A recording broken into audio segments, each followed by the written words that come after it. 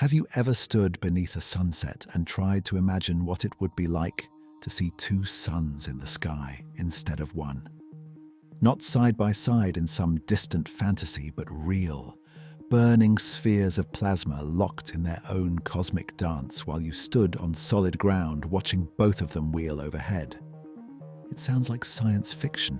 It sounds like something that belongs in the imagined deserts of Tatooine, not in the real universe that surrounds us.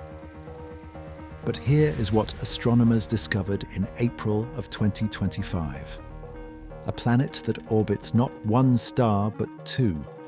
And it does so in a way that shouldn't be possible. It doesn't circle around their equators like a normal planet would. Instead, it loops over their poles, tracing a path perpendicular to the plane where the two stars orbit each other. This is not speculation. This is observation.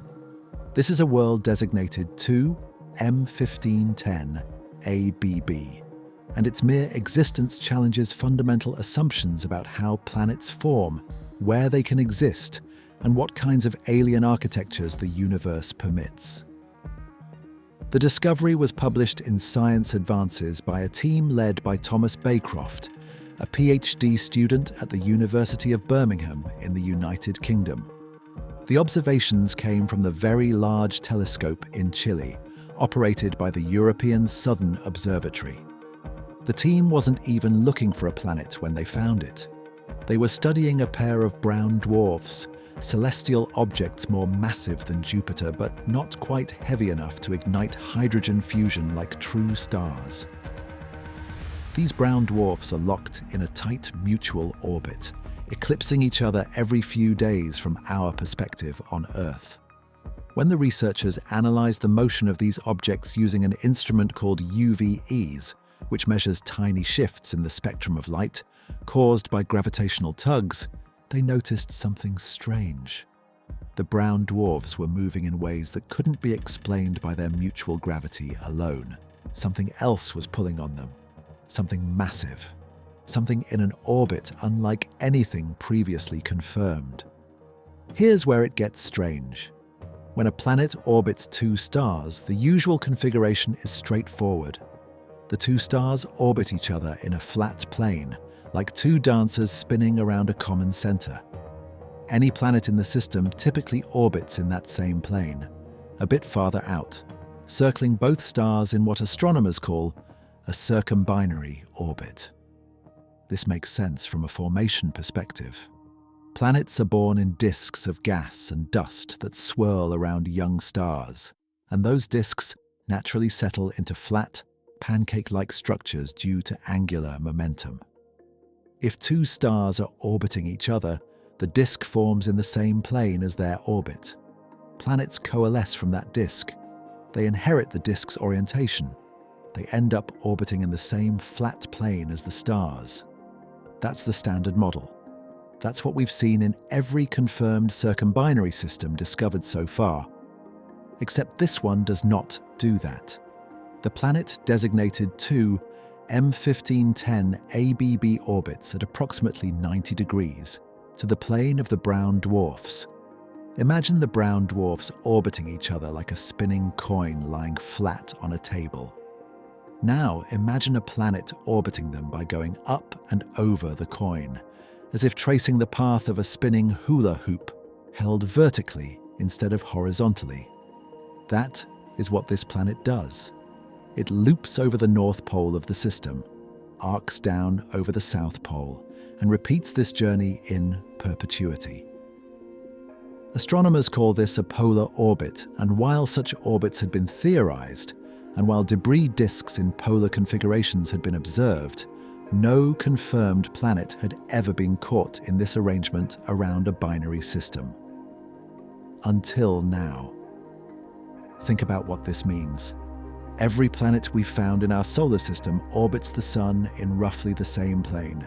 The 8 major planets, most of the dwarf planets, the asteroid belt, even the majority of comets, they all circle the Sun in a flat disk inherited from the solar nebula that birthed our system 4.6 billion years ago. There are tilted orbits, yes, and some objects like Pluto have noticeable inclinations, but nothing approaches 90 degrees. Nothing loops over the sun's poles. And in other star systems, the same pattern holds.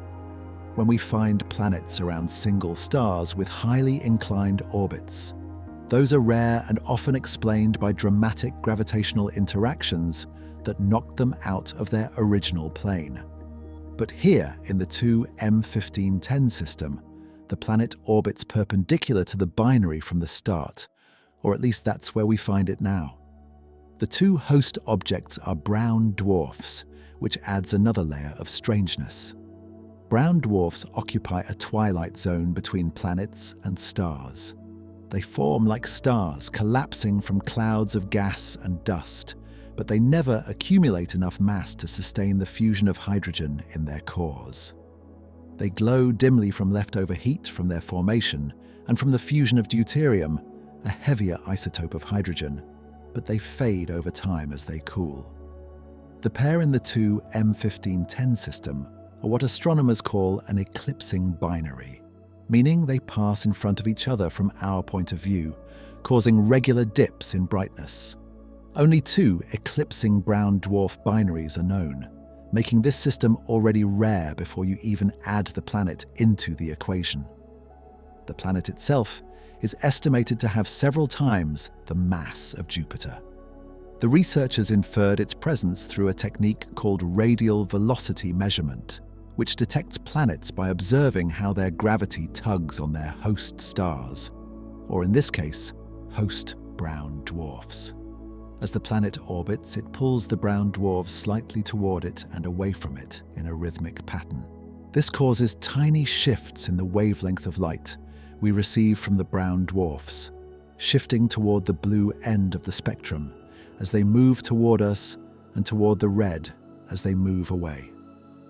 By carefully measuring these shifts, astronomers can deduce the presence of an unseen planet, calculate its mass, and determine properties of its orbit. What they found in 2M1510 was a radial velocity signal that couldn't be explained by anything other than a massive planet in a polar orbit. You might wonder how such a planet forms. This is the question that haunts the researchers. Planetary formation theory is built on a foundation of rotating disks. When a cloud of gas and dust collapses to form stars, conservation of angular momentum causes the material to flatten into a disk. Planets form within that disk from collisions and accretion of solid particles. The disk defines the plane of the planetary system. For a planet to end up in a polar orbit, something has to go very wrong with this standard picture, or very right, depending on how you look at it. One possibility is that the planet formed in a disk that was itself polar. Observations have revealed that some young binary star systems have circumstellar disks that are misaligned with the binary orbit plane, including disks that are nearly polar. These misaligned disks can form if the binary stars are born in a turbulent environment where multiple gravitational influences act on the collapsing material, or if the stars themselves are tilted relative to the disk.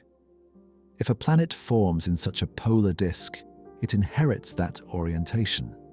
The challenge is explaining how the disk gets into a polar configuration in the first place, and how it stays stable long enough for planets to form. Another possibility involves gravitational interactions after the planet forms.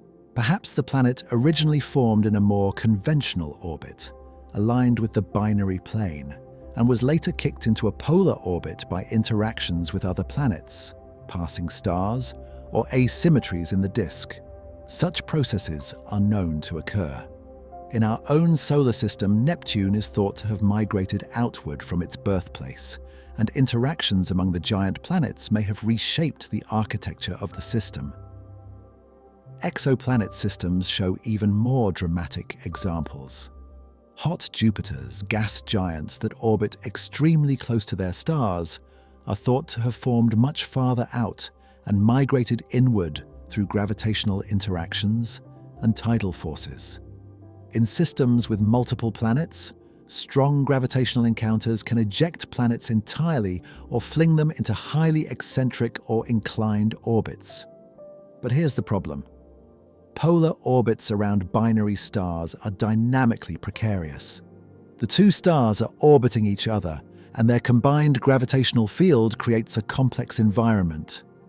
A planet in a polar orbit experiences gravitational tugs from both stars as it moves over the poles, and these tugs vary in strength and direction depending on where the stars are in their mutual orbit.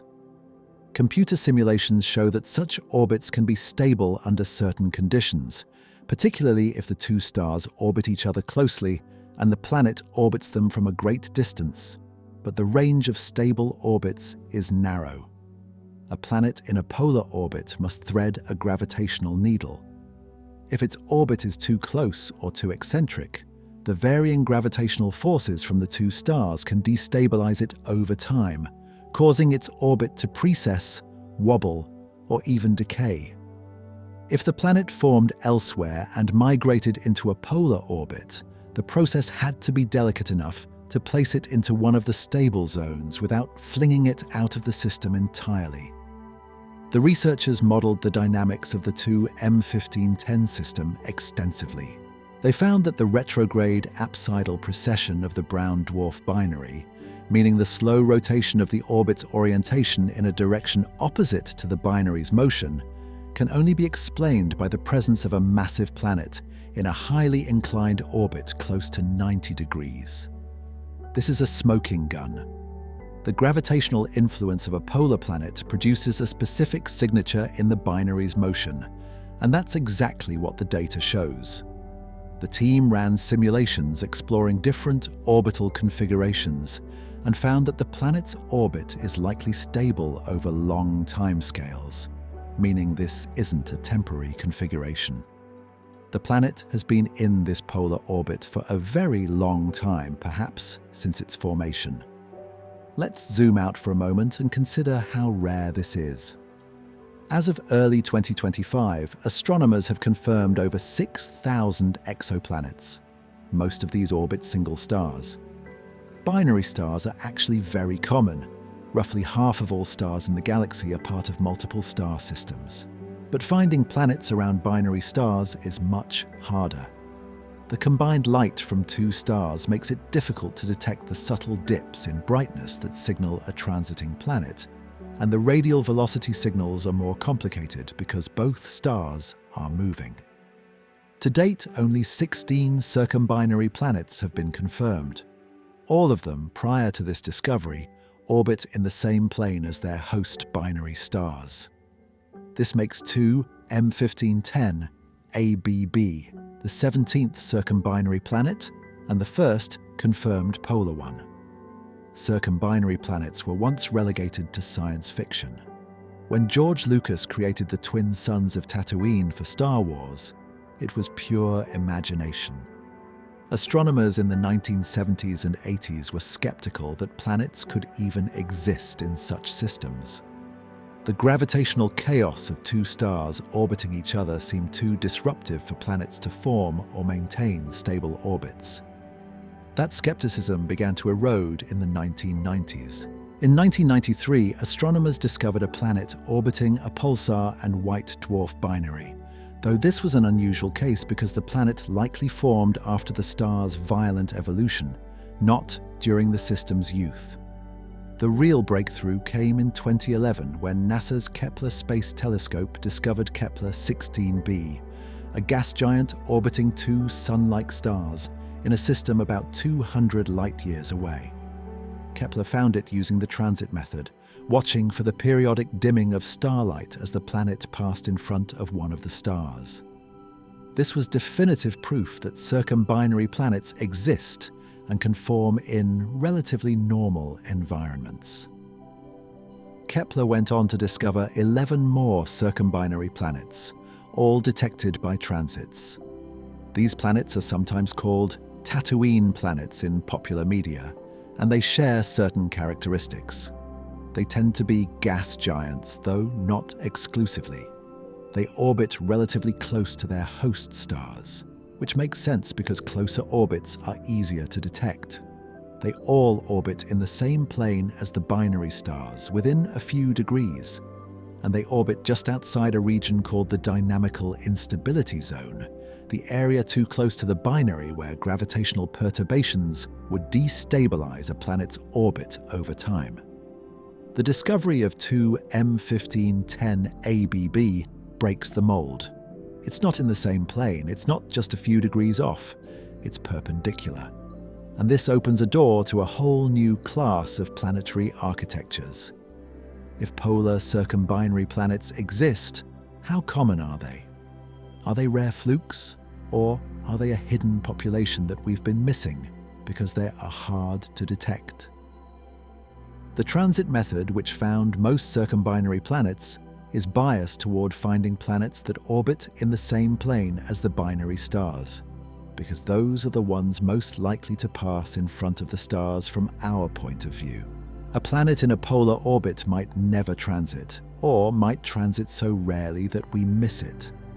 The radial velocity method, which found 2 M1510 ABB, doesn't have this geometric bias, but it requires precise measurements and long observation campaigns. It's possible that polar circumbinary planets are out there in significant numbers, hidden in plain sight. Consider the implications for planetary formation theory. If planets can form in polar disks around binary stars, or if they can be kicked into polar orbits through dynamical processes, then our models need to account for a wider range of outcomes than currently assumed. This isn't just an academic curiosity. Understanding how planets form and where they can exist is central to the search for life beyond Earth. If a planet can form in a polar orbit around 2 brown dwarfs, what other unexpected configurations are possible? Could there be habitable planets in such systems? Could life arise in an environment with 2 suns that never share the same sky, where one sun rises over the North Pole while the other sets over the South? Here's where the James Webb Space Telescope enters the story. While JWST didn't discover 2 M1510 ABB, it is poised to play a crucial role in understanding circumbinary planets in general, and could potentially observe systems like this one in unprecedented detail. JWST's capabilities far exceed those of previous telescopes in several key ways. Its large mirror collects more light, allowing it to observe fainter objects. Its infrared instruments see through dust that blocks visible light, revealing young planetary systems still shrouded in their birth material. Its spectrographs can analyze the chemical composition of planetary atmospheres by measuring how starlight filters through them during a transit.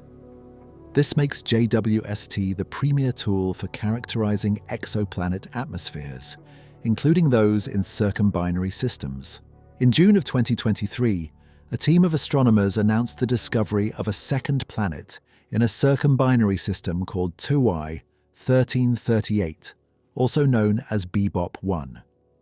This system, located about 1,300 light-years from Earth, was already known to host one planet, TOI 1338b, discovered by NASA's Transiting Exoplanet Survey satellite in 2020.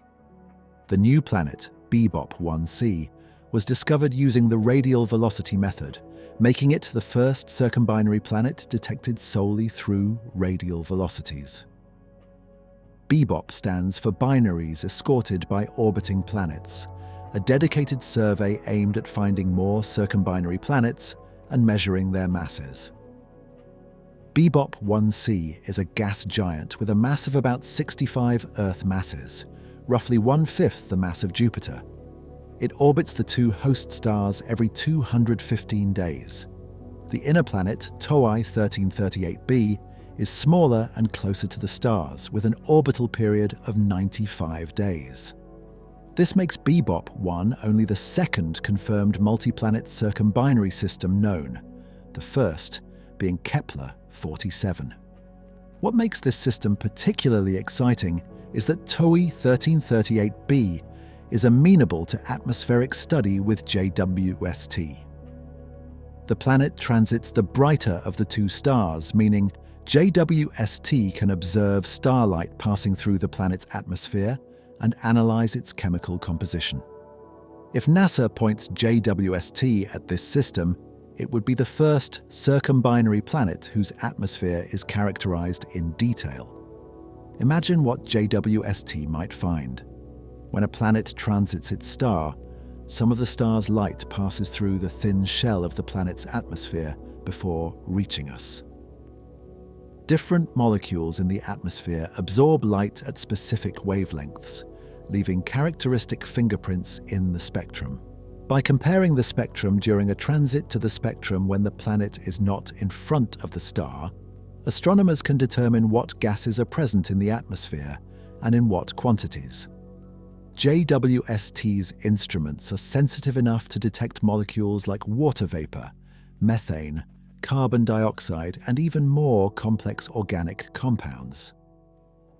In the case of a circumbinary planet, the atmosphere might reveal clues about how the planet formed. Did it form in the same disk as the stars, or did it form elsewhere and migrate inward? Is its composition similar to gas giants in single-star systems, or does the presence of two stars alter the chemistry?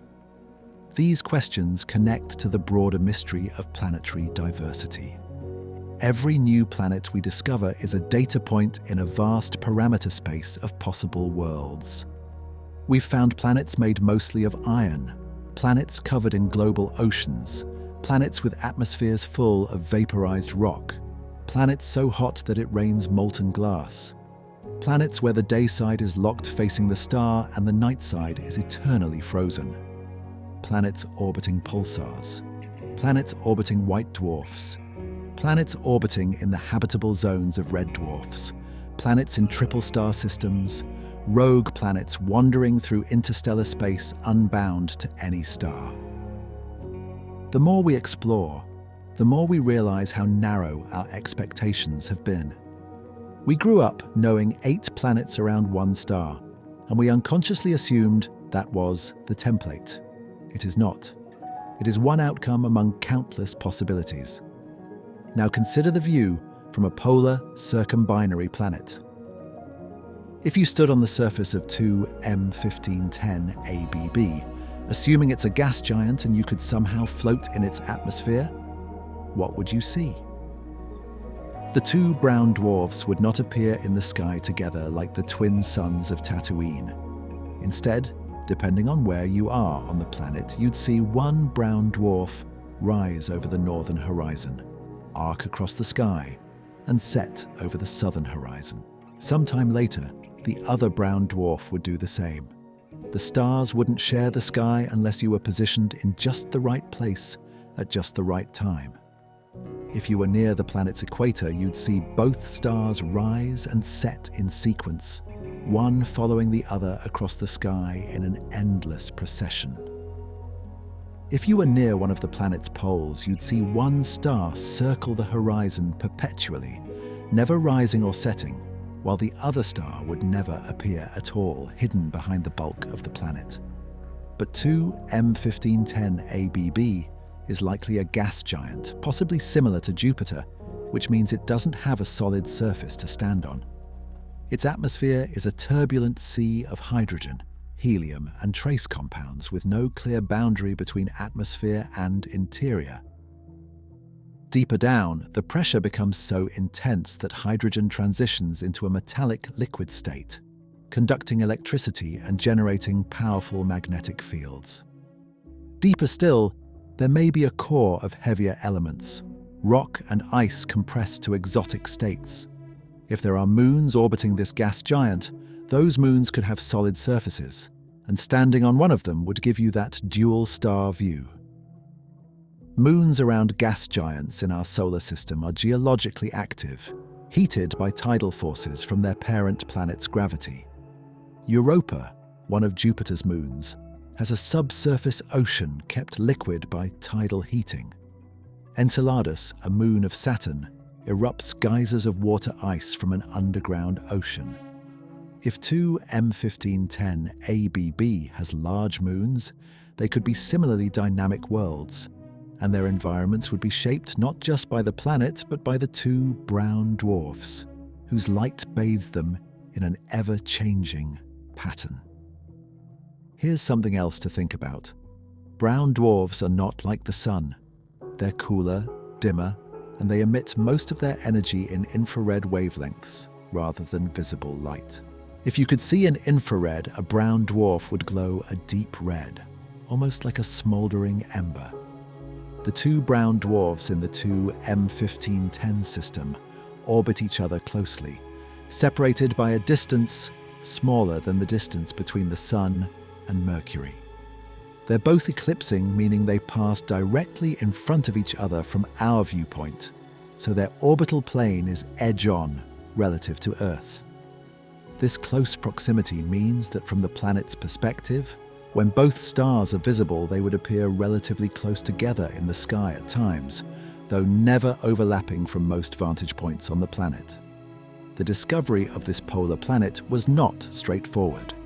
The researchers began observing the 2M1510 system in 2018 using the Speculoos telescope network, also located at Chile's Paranal Observatory.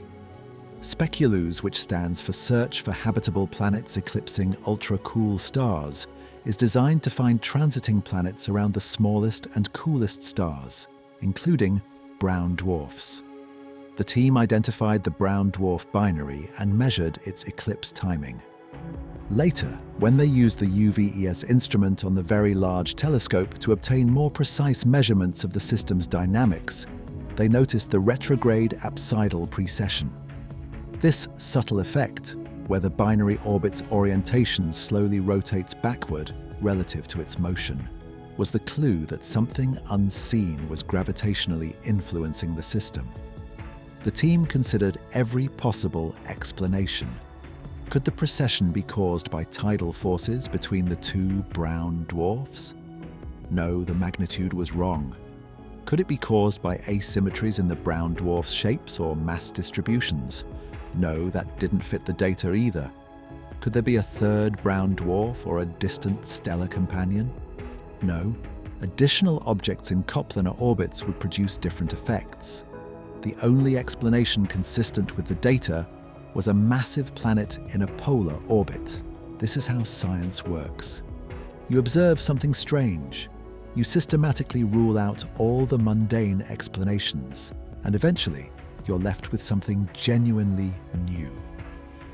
Thomas Baycroft, the lead researcher, described it as a big surprise. In an interview, he noted that not many planets orbiting binary stars are known, and while they're thought to be common, they're difficult to detect.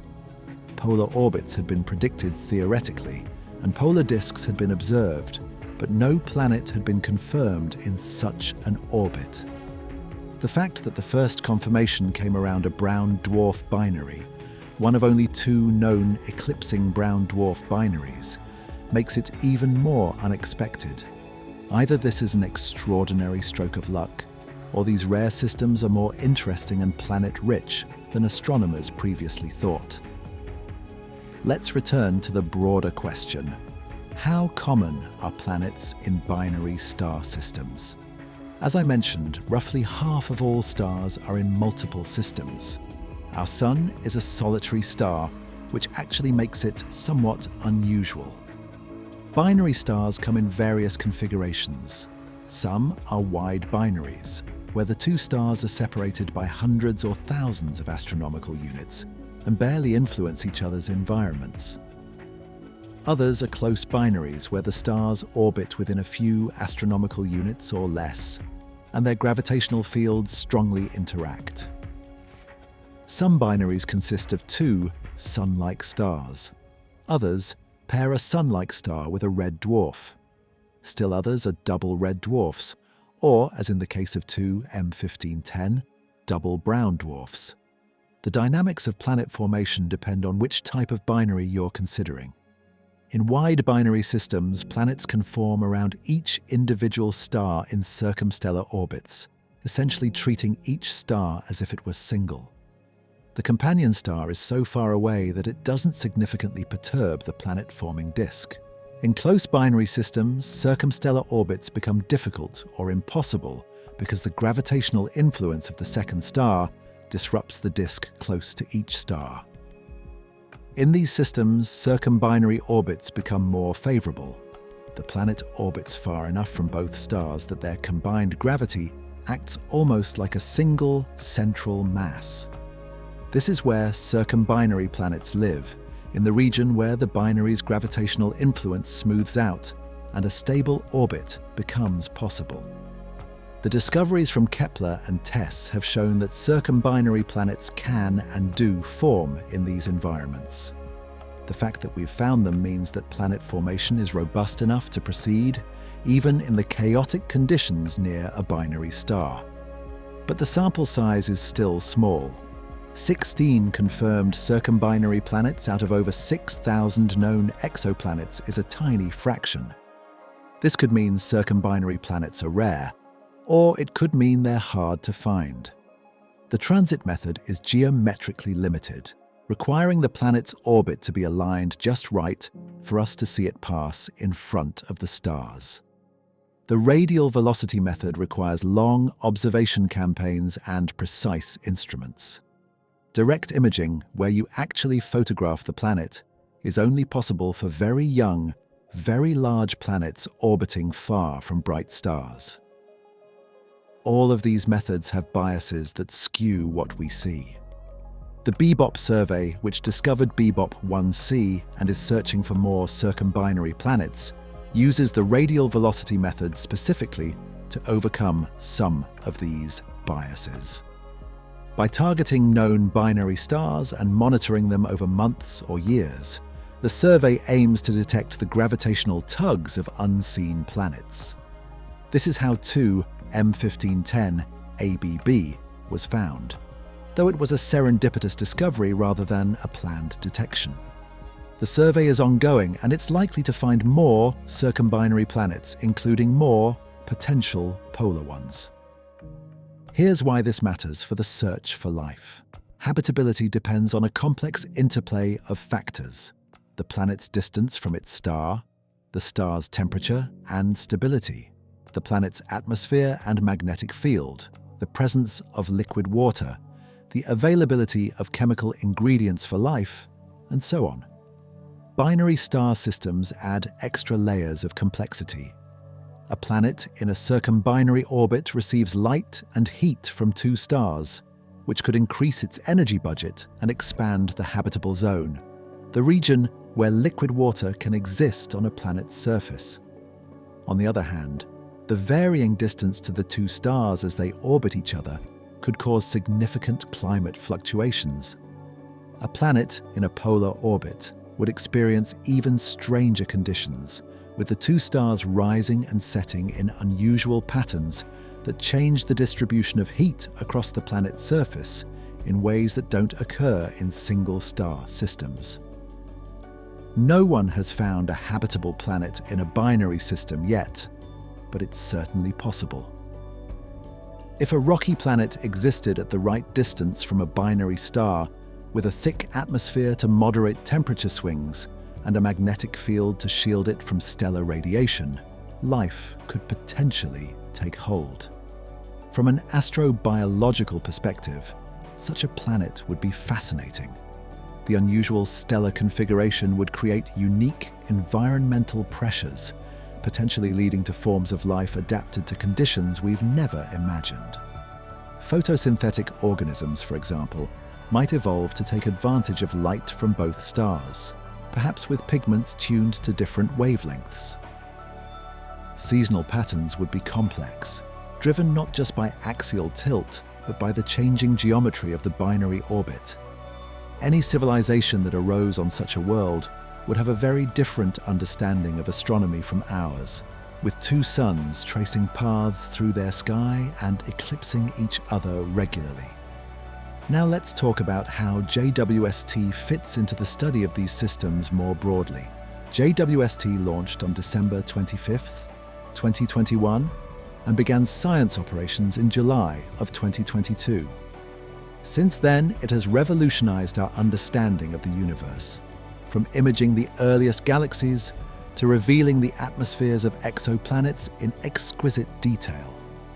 For exoplanet science, JWST's infrared sensitivity is its greatest asset. Many molecules have strong absorption features in the infrared part of the spectrum, making them easier to detect than in visible light. Young planets are brightest in infrared because they're still hot from formation. Brown dwarfs, like the ones hosting two M1510 ABB, also emit primarily in infrared. This means JWST is ideally suited to study systems like this one, even though it didn't make the initial discovery. JWST has four main instruments. NARCam, the near-infrared camera, takes stunning images in infrared light. NIR-SPEC, the near-infrared spectrograph, breaks infrared light into its component wavelengths to reveal chemical compositions. MIRI, the mid-infrared instrument, observes at longer wavelengths where cooler objects emit most of their light. NIRIS, the near-infrared imager and slitless spectrograph, can observe many objects simultaneously and is particularly good at studying exoplanet transits. Each of these instruments can contribute to our understanding of circumbinary planets. One of JWST's early exoplanet targets was WASP 96b, a hot Jupiter transiting a Sun-like star. JWST measured the planet's atmospheric composition, detecting water vapor, methane, and carbon dioxide, and mapped how the temperature varies across the planet's day and night sides. This kind of detailed characterization was impossible before JWST. Similar observations could be applied to circumbinary planets. If JWST observed TUI 1338b during a transit, it could measure the atmospheric composition and compare it to planets in single-star systems. Are there differences? Does the presence of two stars affect the chemistry? Does the planet's atmosphere show signs of interactions with stellar winds from both stars? JWST could also potentially detect planets directly in some systems. Direct imaging works best for large planets orbiting far from their stars, where the contrast between the planet's light and the star's light is more manageable. Brown dwarfs are dimmer than normal stars, which improves the contrast. If two M1510 ABB is far enough from its host brown dwarfs and large enough, JWST might be able to image it directly. This would allow for detailed spectroscopy of the planet's atmosphere without waiting for a transit. The team could measure the planet's temperature, composition, cloud structure, and perhaps even detect auroras or weather patterns. But there's a challenge. JWST's observing time is incredibly valuable and heavily oversubscribed. Every astronomer in the world wants to use it, and only a fraction of proposed observations can be approved. The telescope operates continuously, observing different targets throughout the year as they become visible. Observations are planned months or years in advance. To observe two M1510 with JWST, the team would need to submit a proposal explaining what they want to observe, why it's scientifically valuable, and how the observations would be conducted. The proposal would compete with hundreds of others for time. Given the uniqueness of a polar circumbinary planet, such a proposal might score highly, but there are no guarantees. In the meantime, the discovery of two M1510 ABB stands on its own as a milestone. It's the first confirmed polar circumbinary planet, a configuration that expands our understanding of where planets can exist and how they form. It's a reminder that the universe is more creative than our theories. We build models based on what we know, and we test those models against observations. When observations reveal something our models didn't predict, we have to revise the models. This is the process by which science advances, not smoothly or linearly, but in leaps and surprises. Think about how far we've come in just 3 decades. the first confirmed exoplanet around a Sun-like star, was discovered in 1995. That planet, 51 Pegasi b, now named Dimidium, was a hot Jupiter orbiting its star every 4 days. Its discovery shocked astronomers because gas giants weren't expected to exist so close to their stars. Our theories said gas giants should form far out in planetary systems, where it's cold enough for ice to exist and where there's enough material to build massive cores that can accrete hydrogen and helium envelopes. Finding a Jupiter-mass planet with a 4-day orbit violated these expectations. Astronomers realized that planets must migrate after they form, moving inward through gravitational interactions with the disk or with other planets. This was a paradigm shift. Since then, we've found thousands of exoplanets, and every major category has surprised us in some way. We found super-Earths, rocky planets more massive than Earth, even though there aren't any in our solar system. We found mini-Neptunes, planets intermediate in size between Earth and Neptune, also absent from our local neighborhood. We found planets orbiting pulsars, the ultra-dense remnants of supernova explosions. We found planets in systems with 3 or more stars. We found planets with orbits so eccentric they swing from Mercury-like distances to Earth-like distances and back. We found planets where one side perpetually faces the star, creating a permanent day side and night side. We found planets losing their atmospheres in great streaming tails. We found planets so puffy and low density they'd float in water. We found planets made almost entirely of carbon, possibly with oceans of liquid hydrocarbons and skies raining diamonds. Each discovery adds another piece to the puzzle of planetary formation and evolution. The puzzle is far from complete. We still don't fully understand how gas giants form. We don't know how often rocky planets form in habitable zones. We don't know how rare or common life is in the universe. We don't know if Earth-like planets are typical or unusual. These are questions that drive the field, and they're questions that require more data, more planets, more diversity, more surprises.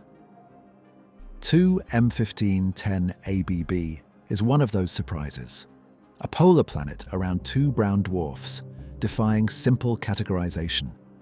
It exists at the intersection of planetary science, stellar dynamics, and formation theory.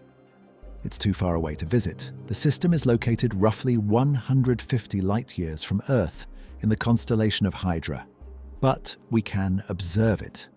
We can measure its orbit, estimate its mass, infer its composition, and model its history.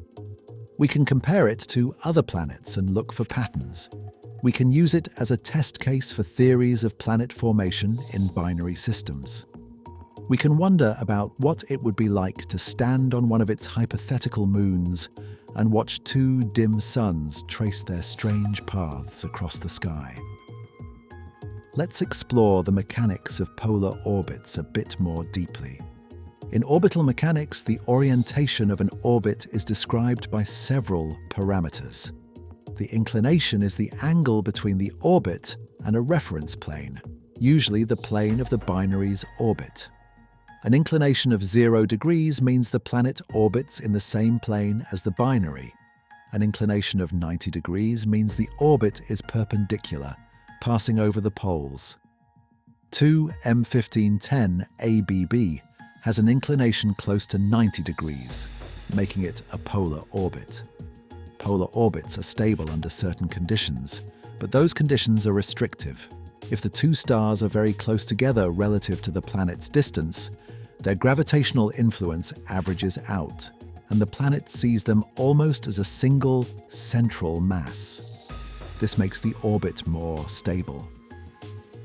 If the 2 stars have very different masses, the gravitational field becomes lopsided, which can destabilize polar orbits.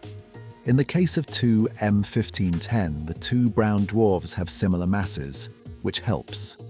They orbit each other every few days at a separation of roughly 1 million kilometers, while the planet orbits at a much larger distance, estimated to be several astronomical units.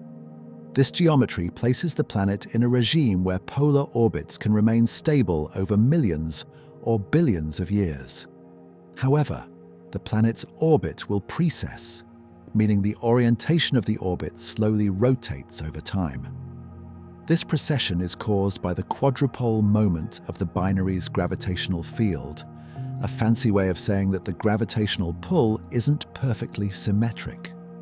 The precession is slow, taking thousands or millions of years to complete a cycle, but it has measurable effects on the binary itself. Specifically, it causes the binary's orbit to also precess in the opposite direction, which is the retrograde apsidal precession observed by the researchers. This mutual influence where the planet affects the binary and the binary affects the planet is what allowed the discovery. Without the planet, the binary would not show this particular precession. With the planet, the precession's rate and direction match what's predicted for a polar orbit. This is a beautiful example of how gravitational interactions reveal unseen objects. Computer simulations of planetary formation in binary systems have explored various scenarios. Some simulations start with a circumbinary disk aligned with the binary's orbit and watch how planets form within it. These typically produce coplanar planets. Other simulations start with misaligned or polar disks and see if planets can form. The results depend sensitively on the disk's properties, the binary's properties, and the timing of various processes. In some simulations, a polar disk remains stable and planets coalesce successfully. In others, the disk becomes turbulent and unstable, preventing planet formation. In still others, planets form but are later ejected or scattered into different orbits. One scenario that produces polar orbits involves the interaction of a planet with a residual disk after most of the material has been cleared. If the disk is misaligned with the planet's orbit, gravitational torques can cause the planet's orbit to flip, especially if the planet is massive. This is similar to the Kozai leadoff mechanism, a well-known effect where a distant companion on an inclined orbit causes a closer object's orbit to oscillate in eccentricity and inclination. Over many cycles, the orbit can flip from prograde to retrograde or from equatorial to polar. This mechanism has been invoked to explain hot Jupiters in highly misaligned orbits around single stars, and it might also apply to circumbinary planets. Another scenario involves planet-planet scattering. If a circumbinary system forms multiple planets, they can interact gravitationally. Close encounters can eject one planet while flinging another into a highly eccentric or inclined orbit. If the surviving planet ends up in a polar orbit, it would remain there if the orbit is stable. This scenario requires at least two planets to form initially, with one being lost in the process. It's violent and chaotic, but such processes are thought to be common in young planetary systems. Yet another possibility is that the polar planet formed in situ, meaning it formed in a polar disk that was polar from the beginning. How does a disk become polar? This can happen if the binary forms in a turbulent environment where the angular momentum vectors of different parts of the collapsing cloud are misaligned. If the binary's spin axis and the disk's spin axis are perpendicular, you get a polar disk. Observations have confirmed that such disks exist. For example, the system AC Hercules, a post-AGB binary star, has a polar circumbinary disk. Post-AGB stars are evolved stars that have exhausted their nuclear fuel and shed their outer layers, creating disks of material. The disk in AC Hercules is inclined at roughly 81 degrees to the binary's orbital plane. Researchers have proposed that a planet may be forming or has already formed within this disk, which would become a polar circumbinary planet. If confirmed, it would be another example supporting the idea that polar configurations are a real outcome of planet formation. The discovery of two M1510 ABB doesn't tell us which scenario is correct. It's possible that multiple pathways can produce polar planets, and different systems arrive at the same configuration through different histories. Determining the formation pathway requires more data. If astronomers can find more polar circumbinary planets and characterize their properties, patterns may emerge. Do they all orbit brown dwarfs, or can they form around more massive stars? Are they always gas giants, or can rocky planets end up in polar orbits too? Are their orbits highly eccentric, or are they circular? Answers to these questions would constrain the formation models. Let's shift perspective and think about this from the planet's point of view, not just geometrically, but dynamically. A planet in a polar orbit experiences gravitational forces that vary in a complex way over the course of its orbit.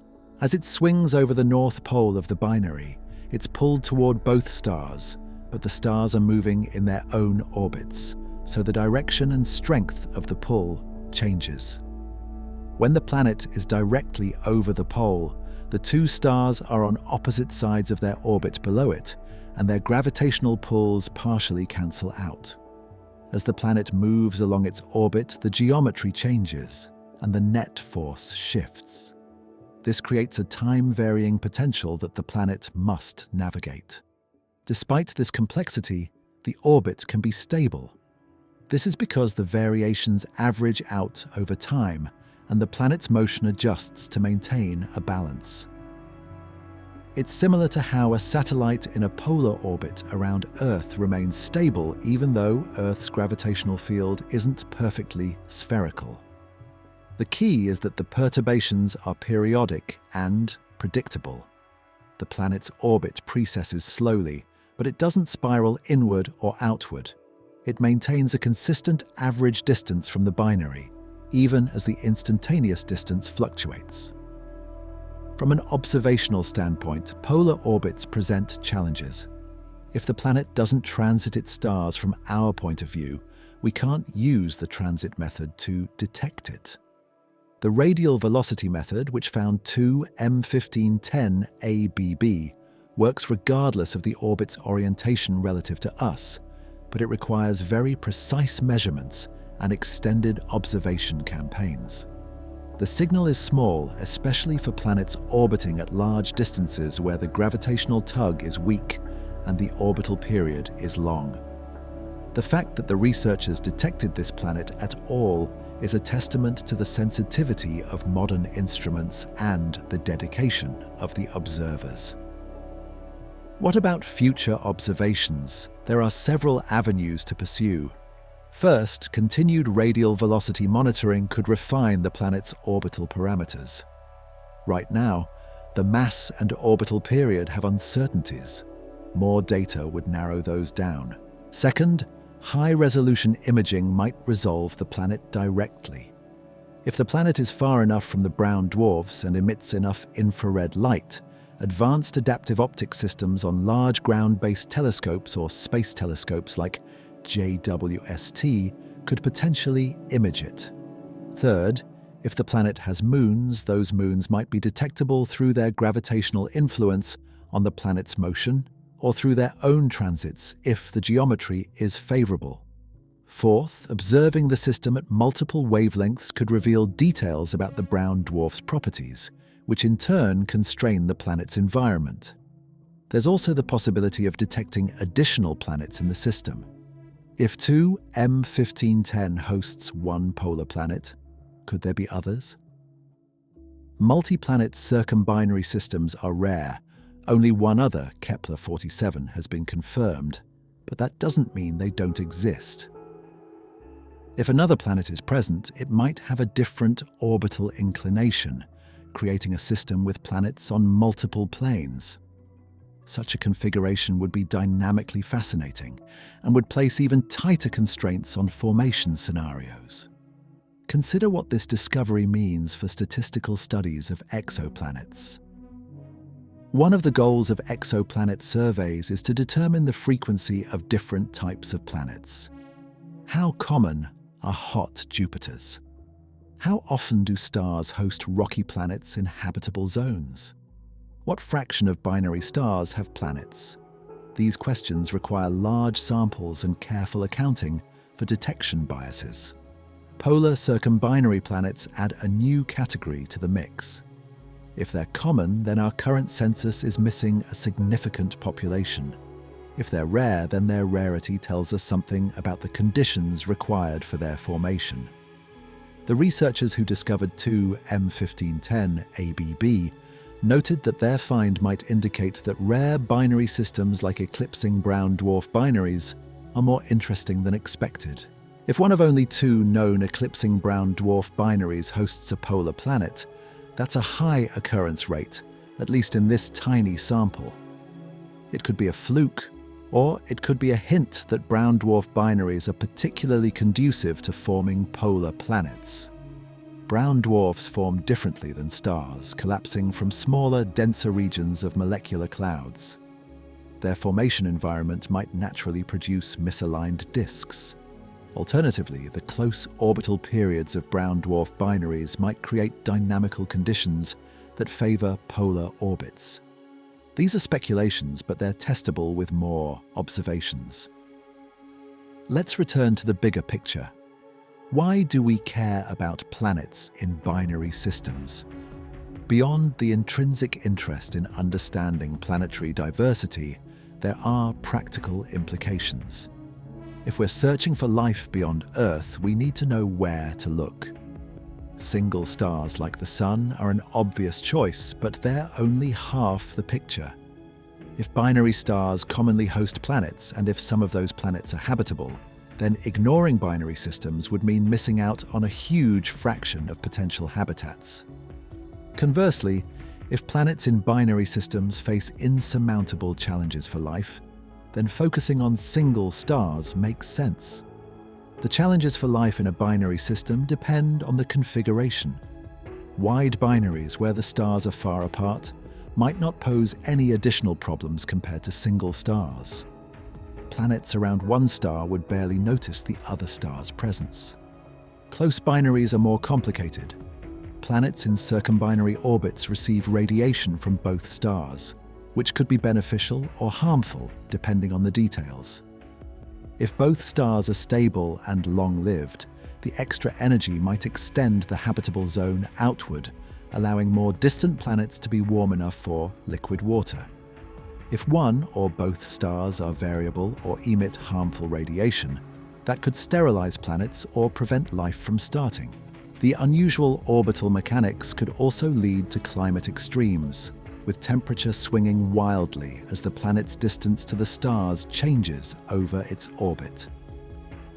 For a polar circumbinary planet, the situation is even more complex. The distribution of sunlight across the planet's surface would be very different from what we see on Earth. On Earth, the amount of sunlight a location receives depends on latitude and time of year, driven by our axial tilt and our orbit around the Sun. On a polar circumbinary planet, the pattern would be determined by the interplay between the planet's rotation, its orbital motion, and the positions of the two stars. Depending on the planet's axial tilt, some regions might receive constant sunlight from one star or the other, while other regions experience rapid day-night cycles as the stars rise and set in unusual sequences. This could create strong climate gradients and unusual weather patterns. If such a planet had a moon with a solid surface, the moon would experience similar strangeness. Moons in our solar system are tidally locked to their parent planet, meaning one side always faces the planet. If a moon orbits a polar circumbinary planet, it would be tidally locked to the planet, but the two stars would still trace complex paths across the sky as the planet orbits. From one side of the moon, you'd always see the gas giant parent planet looming overhead, perhaps with its own cloud bands and storms visible.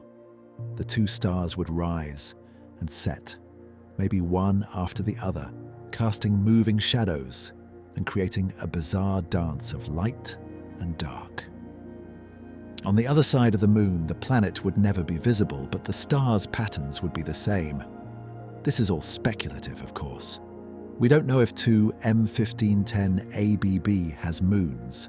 We don't even know if it's a gas giant or something else entirely. But speculation grounded in physics and observation is a valuable part of science. It helps us develop intuition, generate hypotheses, and plan future observations.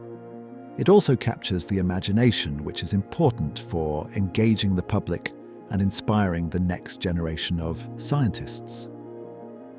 Here's a thought that connects to deeper existential questions. Every planetary system we discover is a natural experiment. The universe has run countless trials, forming stars and planets under different conditions, and we're discovering the results. Each system tells us something about the range of possible outcomes, the rules of physics and chemistry that govern matter in bulk, and the role of chance versus necessity in shaping worlds. Some outcomes are common, which suggests they're easy to produce and robust against perturbations. Other outcomes are rare, which means they require special conditions or unlikely chains of events. Rare outcomes are often the most informative because they probe the edges of what's possible. They test our theories in regimes we haven't explored before. 2M1510 ABB is a rare outcome, a polar planet around two brown dwarfs. Neither the hosts nor the orbit are typical. This makes it a valuable data point. It tells us that planets can exist in configurations we didn't expect, that formation processes are flexible enough to produce strange architectures, and that our models need to accommodate a wider range of possibilities. It also tells us that the universe is not boring. There's always something new to find, some twist that defies our expectations. This is why exploration matters. This is why we build telescopes and train scientists and fund research. Because we don't know what we're going to find, and that unknown holds the potential for genuine discovery. Now let's talk about the future. What comes next for research into polar circumbinary planets? First, the hunt for more examples. Surveys like Bebop are continuing to monitor binary stars for radial velocity signals. Ground-based telescopes with high-precision spectrographs are getting better at detecting faint signals. Space-based missions like TESS continue to search for transiting planets, including circumbinary ones. As more circumbinary planets are discovered, the fraction that turn out to be polar will become clearer. If 2M1510 ABB remains the only example, that's informative. If more are found, that's even more informative. Second, detailed follow-up observations of known systems. JWST could observe circumbinary systems like TOI 1338 to characterize atmospheres. Ground-based telescopes with adaptive optics could image planets directly. Long-term monitoring could detect additional planets through transits or radial velocities. Each new piece of data refines our understanding. Third, improved theoretical models. Simulations of planet formation in binary systems are becoming more sophisticated, incorporating better physics for gas dynamics, dust evolution, planet migration, and gravitational interactions. As computing power increases, simulations can explore parameter space more thoroughly and make more precise predictions. Comparing simulations to observations tests the models and identifies where they succeed or fail. Fourth, next-generation instruments and missions. The Nancy Grace Roman Space Telescope, scheduled to launch by May 2027, will search for exoplanets using microlensing and direct imaging. Its capabilities complement JWST's. The European Extremely Large Telescope, currently under construction in Chile, will have a mirror 39 meters across, far larger than any existing telescope. It will be able to image exoplanets and study their atmospheres with unprecedented detail. Missions like these will push the boundaries of what we can detect and measure. Fifth, interdisciplinary connections. Understanding circumbinary planets requires insights from stellar astrophysics, planetary science, orbital dynamics, atmospheric chemistry, geology, or whatever the equivalent is for planets without surfaces, and astrobiology. Researchers from different fields bring different expertise, and collaboration accelerates progress. Conferences, workshops, and collaborative projects bring people together to share ideas and data. Sixth, public engagement. Discoveries like 2M1510 ABB capture public attention.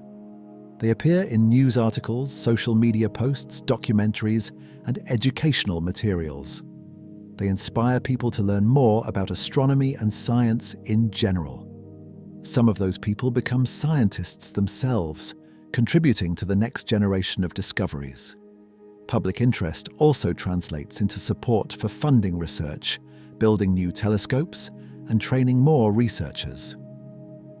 Science is a collective endeavor, and society invests in it because it produces knowledge and wonder. Let's take a moment to appreciate the scale of what we're doing. Humans confined to a single planet orbiting a single star have developed tools and methods to detect and study planets orbiting other stars, some hundreds or thousands of light years away. We can measure their masses, their sizes, their orbital periods, their atmospheric compositions. We can infer their temperatures, their densities, their potential habitability. We can distinguish gas giants from rocky worlds. We can detect moons and rings. We can study planets in binary systems, in triple systems, around pulsars, around white dwarfs, around red dwarfs, around sun-like stars. We've found planets younger than 1 million years, and planets older than 10 billion years.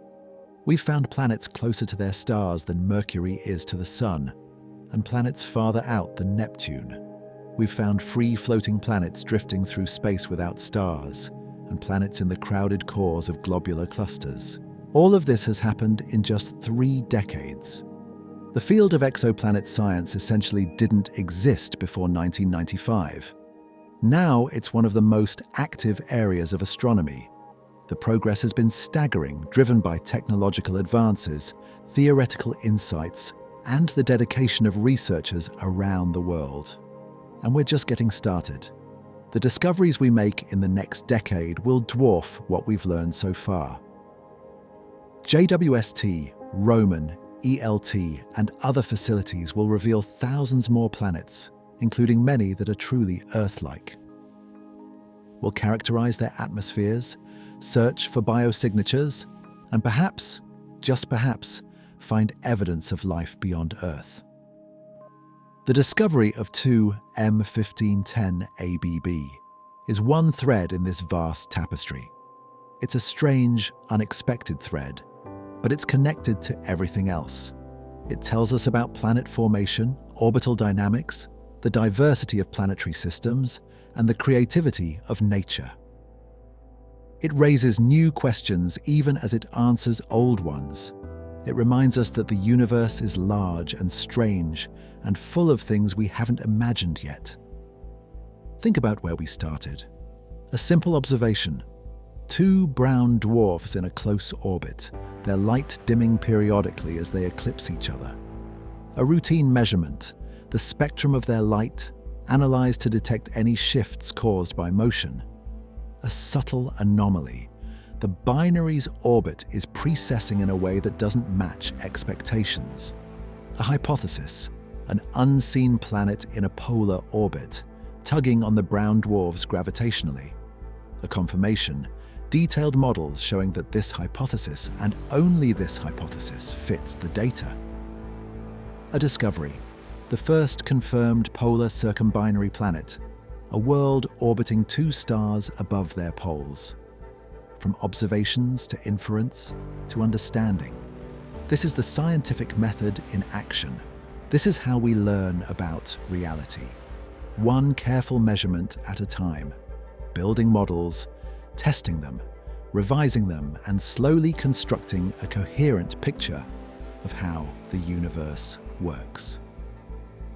And here's the thing, the universe doesn't care what we think. It doesn't adjust itself to fit our theories. It simply is, following the laws of physics without regard for our understanding or lack thereof. Our job as scientists is to figure out what those laws are and how they play out in different contexts. When we get something wrong, the universe doesn't change. We do. We update our models, incorporate new data, and try again. This humility in the face of nature is one of science's greatest strengths. It's what allows progress. It's what keeps us honest. 2M1510 ABB exists.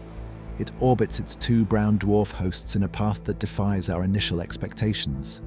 It doesn't care that we didn't predict it. It doesn't care that our early models of planet formation didn't include polar configurations as a major outcome.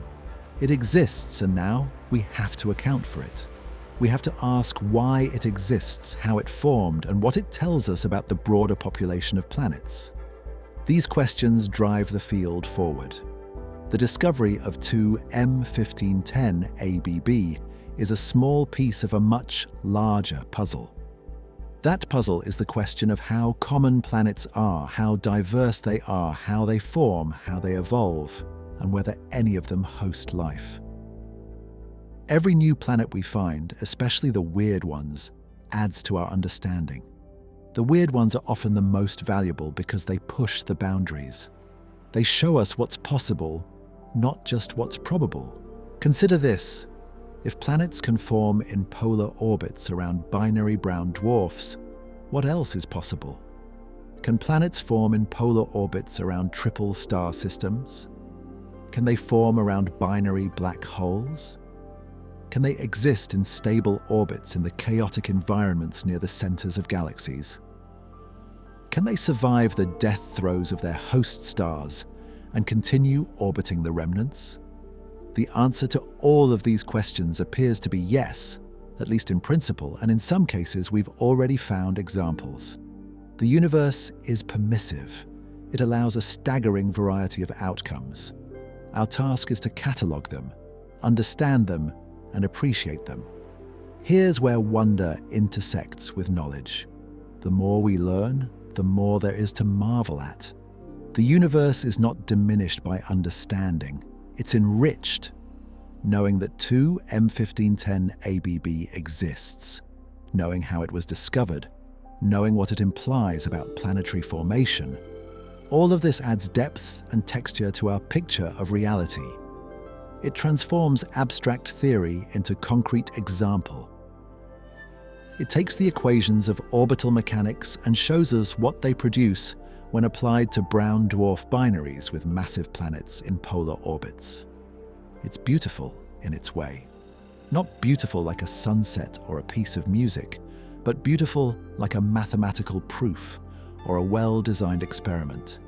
It's the beauty of coherence, of pattern, of nature revealing itself to careful observation.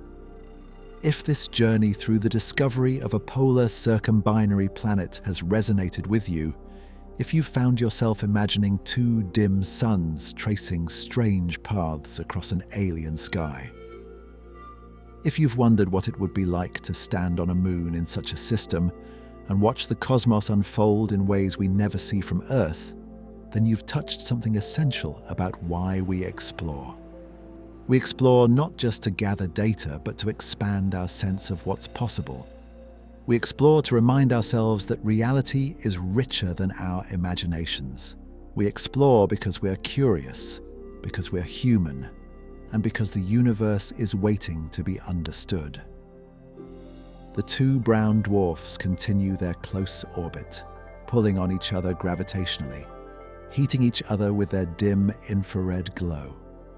The planet loops over their poles again and again, a silent witness to a configuration that took billions of years to assemble. We've detected it from 150 light-years away, using instruments that can measure shifts in starlight smaller than the width of a human hair. We've inferred its presence, calculated its mass, modeled its orbit. We've added it to the growing catalogue of worlds beyond our own. And we've asked new questions, because that's what discovery does.